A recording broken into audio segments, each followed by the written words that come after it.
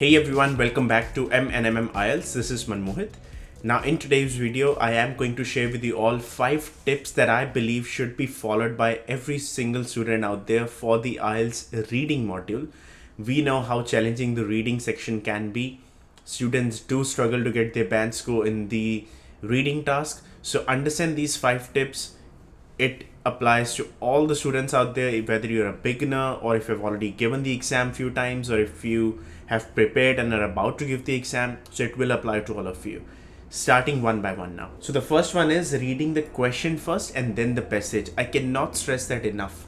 I have seen many of my personal students as well whom I teach that what they do is they'll start reading out the paragraphs first. Why? Because that's the very first thing. So you get paragraphs and then you get questions.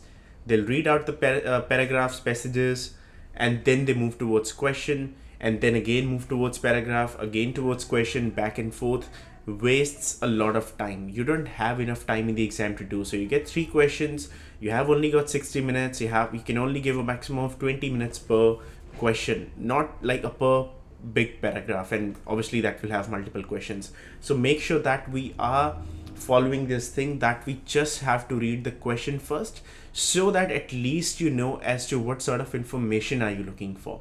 If I read a keyword, for example Adelaide, in the question, and then when I start reading my paragraph, what I would be doing is I'll just start locating that word Adelaide. Let's say the word Adelaide they have written in for the first time in the second paragraph.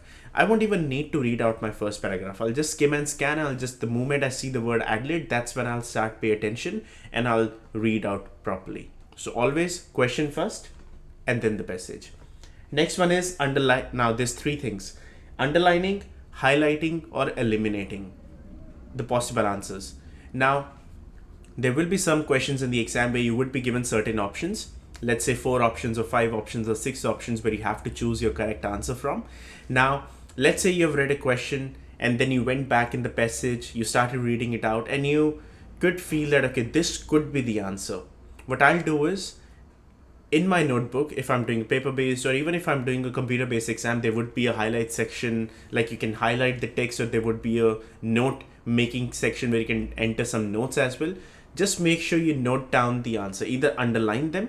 If it's a computer based, highlight it, do something, but at least narrow down your options and highlight couple of them or underline couple of them, so that once you have got, let's say, 2 options highlighted or 2 options underlined out of 5, afterwards you know that okay, your correct answer can only be from these 2 options. It will just save a bit of time in the exam and obviously have more chances of you getting the correct answer.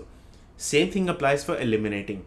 If you find an option which you feel that this definitely cannot be the correct answer, if they have said something wrong, opposite, or something like that, again underline that, cross it down, highlight it in a different color, something like this, just so that you know exactly okay, this definitely can't be my correct answer. Again, you will have less options to choose from, and obviously less options to choose from, having higher chance of getting the correct answer. Next one is, which I did mention in a brief just on the first step, which is skimming and scanning the text, not thorough reading. First logic is that yes, we do not have enough time in the exam to do so, but secondly, skimming and scanning, now I do want you to read it thoroughly, but the first step has to be skimming and scanning. You would be getting these long paragraphs, you won't have enough time to read every single word thoroughly. Just skim and scan first, and then once you find out those keywords that you're looking for from the question itself, that's when you start reading out that particular paragraph thoroughly. Never do the other way around, you will waste a lot of time. Always skim and scan and then thorough read.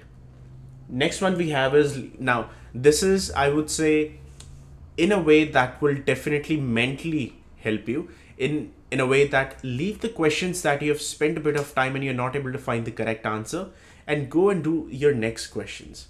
Why? Because if you just spend all the time on one question, 5-6 minutes, 2 things will happen. First of all, your confidence will go down because you might feel that okay, I don't know what to do in this exam.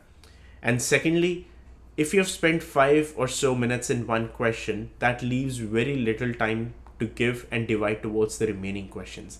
In that way, chances are that you will make mistakes in the remaining questions as well, because you will not have enough time to do so. what I would do is I'll have a target of spending a maximum of 2, or maximum, if you just want to stretch it, 3 minutes per question. If you can get the right answer in those 2 to 3 minutes, that's fine.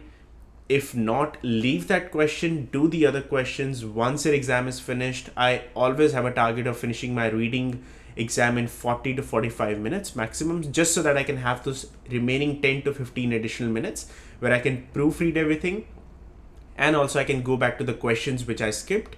Then obviously, and also make sure that you make a note of that, which questions you have missed, because I didn't want you to go through all the 40 questions one by one. Okay, which question did I miss? Now at the end of the exam, you should exactly know the number of questions, the question number which you have missed, just so that you can go back to that question again and then start attempting them. Afterwards, even if you get them wrong or right, that's fine. At least you played the exam in a safe and smart way, that you did leave those questions towards the end, and that's when you started practicing. Next one I have is writing the answers on the answer sheet in the paper-based exam. Computer-based, it's different. You have to anyways type directly on the screen underneath the questions as well. Whereas with the paper-based, you would be given a separate answer sheet. Now, you can make some rough notes on the question paper that has been given to you, but do make sure when you're writing down the correct answers, you're not writing it down on the question paper, but you're actually writing it down on the answer sheet directly. Why? Because you just get 60 minutes. You will not have any additional times. Like in the listening module, you get additional 10 minutes. In the reading section, you will not have even a single additional minute. So always make sure answers have to be written in the answer sheet, not on the question paper. Like I said, you can make notes on the question paper, but the correct answers always on the answer sheet. So this is what all I had to discuss in this video, all these 5 tips. I hope they were helpful. If you haven't already, you can write them down. You can watch this video again, take notes, just so that you can at least follow these tips. They would be very helpful for you in your real exam. With that, I'll take your leave. If you haven't already, do consider subscribing to this channel, just so that, because we post videos every single week, you will be getting notified about them whenever those videos are up. Like this video if you did find this information helpful. Any questions, do make sure you leave them down in the comment section below, and me and Mohit will answer all of you as quickly as possible. Stay safe wherever you are. All the best if you have got your exams coming soon, and I'll see you all in the next video.